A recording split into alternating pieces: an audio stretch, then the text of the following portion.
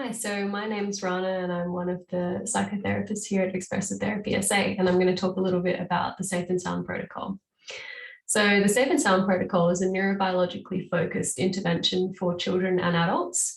So it's a non-invasive intervention that utilizes the polyvagal theory, and it works on increasing one's capacity to perceive human speech rather than background noise. So we know from previous anatomical and physiological research that the middle ear muscle is an important aspect of our physiology. And when this muscle is working properly, it assists in actually dampening the low frequency background noise that's a big part of our lives. So for example, you might be in a busy shopping center, or you might be under a flight path when planes fly over, but actually our ears can help adjust the sound so that we can help actually hear the person in front of us versus just hearing a blasting plane or lots of people in a crowd. So when the middle ear muscle has poor muscle tone and doesn't work quite as well, this can show up as auditory sensitivity and troubles understanding the human voice when you do have these background noises happening, which is quite often. So this can often show up as people or adults or children kind of doing this, like really struggling and even perceiving these higher frequency sounds as almost painful. And this is actually linked to our evolutionary sort of biological mechanisms around low frequency noise being associated with predators, and therefore kind of triggering a hypervigilant physiological state that actually prepares us for danger. So, we're ready to sort of run or flee or fight. And so when our bodies are in this state, we're not exactly primed to have a nice socially engaging conversation because we're sort of ready, got that feeling inside of us that's like anxious and not quite sure. We're not so much calm and, ready to socially engage. So the SSP acts on this system by when you wear the headphones, it actually emits certain frequencies that essentially help to kind of train this middle ear muscle to better perceive the higher frequencies of the human voice. So sometimes I think of this, like I often say to people, oh, your middle ear muscle's like doing a workout at the gym, so it's actually like training a muscle, like literally a muscle in your ear. So this involves 5 days of 1 hour a day listening with the headphones.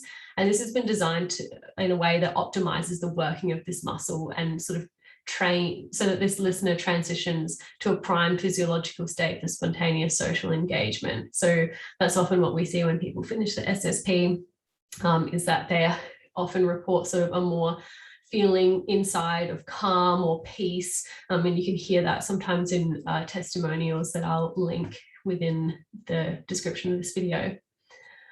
So Stephen Porges, who is the developer of the SSP as well as the polyvagal theory in general, have documented really great results. So, mouse. So this is one that actually shows about how the middle ear muscle can actually change the way that we perceive sound. So, these are the sounds that we come in that have are going on in our world. So the lower frequency sounds is this sort of red band, and the high frequency is a smaller blue band. So you can see when it's got this inactive state of this muscle or stapedius, then what is perceived is actually just the lower frequency, because these higher frequencies kind of get lost, versus when it's active, the muscle is actually doing its job to sort of dampen those low frequency sounds so that the high frequency is what we perceive.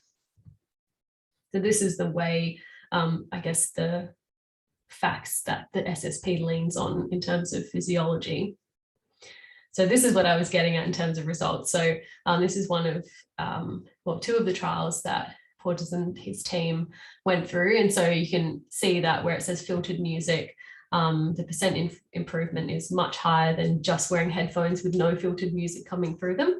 And that percent improvement is based upon a parental, survey of a child's behavioral improvement. And we also use a similar survey to assess clients when they finish as well.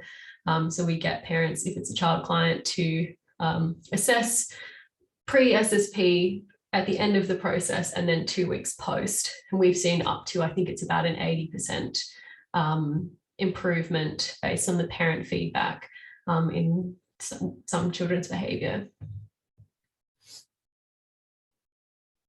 And you can see here in the emotional control section that, yeah, actually quite a lot. So in terms of the control with the unfiltered music, there was no improvement versus about 25%. So there are 3 programs in the SSP, the SSP Core, SSP Balance, and SSP Connect. So SSP Connect is designed to sort of be used before the SSP Core for those who need extra time becoming comfortable with the listening process. And there's actually no frequency changes to the music in SSP Connect. It's just to kind of like get used to wearing the headphones and having the music come through. SSP Core is a main intervention program, which with each day having slightly different frequencies to optimize middle ear muscle tone and nervous system adjustment.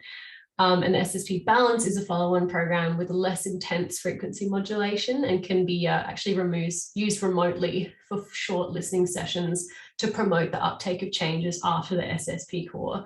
So sometimes we begin just with the SSP Core, and then while we're still working with the client and we can be still in contact with the parent, then we offer remote access. So maybe they'll listen for 10 minutes every second day while they read a book with mum and dad, or you know, while there's some kind of like routine going on where they can allocate a particular time for them to listen.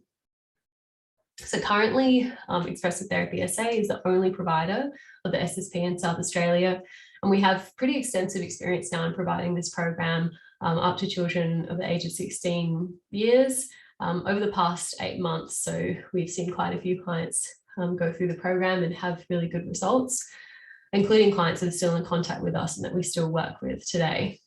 So if you'd like to learn more, pop onto our website or send us an email at the addresses below, and we'll get back to you as soon as we can. Thank you.